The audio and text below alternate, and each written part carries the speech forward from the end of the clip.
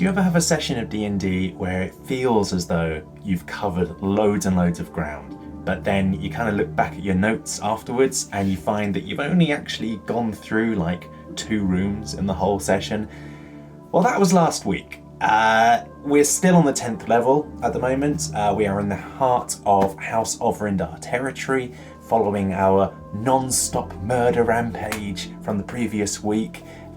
So we started the session with a long rest. We took the opportunity to do a little bit of RP amongst ourselves.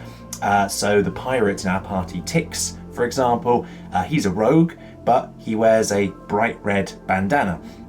And so my character, Shield, he comes over to him and he's like, hey, I noticed that you're wearing a bright red bandana. And there's another character in our party, the Artificer, who fires a very loud gun as his primary weapon.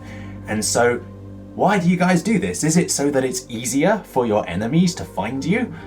Because I've got to say, I think that's a brilliant idea. I mean, after all, if your enemies can easily find you, then that means you can easily then kill your enemies. And, that means getting revenge more quickly. There's a kind of logic there, right? So long story short, Shield now has a giant target painted on his back so that it's easier for his enemies to find him. He just wants to feel part of the team. Meanwhile, our frog prince, Rainom, he revealed to us that he has a portable hole, but his hole is completely filled with nothing but water. So whenever he long rests, basically what he does is he just takes out his portable hole and then he just gets into it like a hot tub, basically. Pretty cool idea, I like that. He is a grung after all. But yeah, I mean, my character loves water because of course he is a champion of a Kuatoa god. So he feels more comfortable in water than out of it. And so we had a nice moment as a party during that long rest where we all just kind of took turns to get inside this water. Mama Leota had some like cucumber slices on her eyes. It was a very relaxing long rest, very nice moment of RP for all of us. But then, somewhat rudely, the DM insisted that the plot had to happen. And so suddenly over this kind of tannoy system, we hear the Drow priestess saying to basically all of House of Rindar on the level, saying that morale is on the move, expect more casualties in the hospital. So at this point we decide, okay, we should probably get going. So we go through the next door and we find ourselves inside a giant temple to Lolth. It's this massive room with pillars filled with giant spiders and a lot of drow. One of the spiders, Tiralai, our magic sword, tells us, is not actually a spider. It's actually a demon, a Yoctul in disguise. The same one that we saw previously kind of whispering into the priestess's ear. So we kind of take this one look at this room and we realise immediately that we're pretty outnumbered here. Of course, all the drow in the room kind of turn to look at us as we enter. And so, hey, deception time. Say what you like about Shield. He is a complete idiot, but his charisma, off the charts. He steps forwards and truthfully, he says, hey, we just came from the hospital. Some people have been through there and just killed everyone. You need to send some reinforcements that way. Didn't you hear the tannoy? Morale is on the move. Completely truthful statements there. And I roll well as well. So she believes me. And so the leader, she sends off a couple of the drow to kind of go and inform the priestess that there's these murderers running through the area. And they are then removed from the room. And so at this point, I'm thinking, okay, that kind of evens the numbers out a little bit. So she kind of steps forwards to introduce herself to Mama Leota, the drow in our party. And she in turn introduces herself and they kind of shake hands, and the frog prince decides to take the moment to kind of try and seduce this lady because she's a woman and he basically tries to seduce every single woman. He's one of those characters. And then it comes to me. And I hold out my hand as if I'm going to shake hands with her, and she comes forwards, and in that exact moment, I summon my packed blade into my fist, and I ram it into her chest.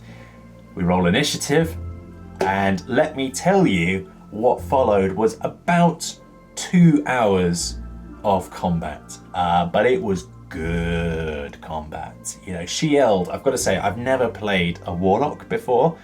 They're kind of a half caster, you know. I whenever I was like looking at them on paper, I was always like, I'm not really sure what role they fill. They're not really magic casters, they're not really tanks, they're not really healers. Like, I don't really understand the role that they're supposed to play on the battlefield. So I never really played one until now. But let me tell you, if this is any indication, they're an incredible class. Like, my gosh, Shield is a tank, an absolute beast in combat. And that fight went so well. I ended up using all of my abilities. Hex, Armor of Agathis, Lightning Bolt, super fun, enemies falling like dominoes. We're taking a ton of damage. After a few rounds, the priestess comes into the room with a couple of guards with her. I immediately Misty Step over to her to kind of lock her up into combat, and she attacks me. She's quite dangerous, but I have Tomb of Levistus, entomb myself in ice, tank the hit, don't even take any damage. But now, of course, I'm encased in ice. I lose my next turn, and she's then after me in the initiative order. She's gonna hurt me. But then Mama Leota has her wand of fireballs, and she casts it at us, obliterating the drow, melting the ice around me because I'm vulnerable to fire damage in that moment. The ice melts, I get my turn back, and smack, smack, smack.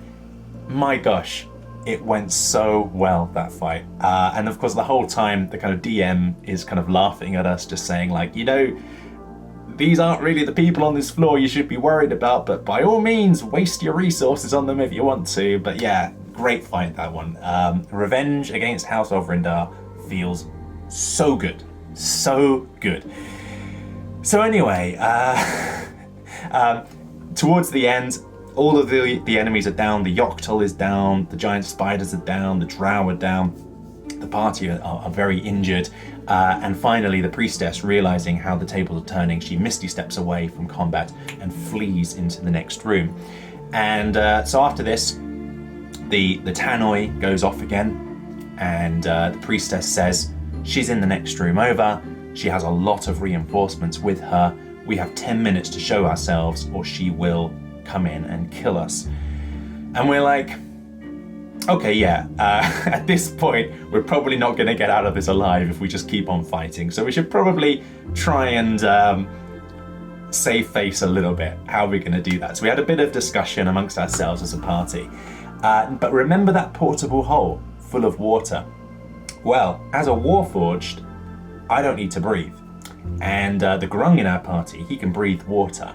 And Tix, the pirate in our party, well, he's got the cloak of the manta ray that he took off Gorn, so he can breathe underwater as well.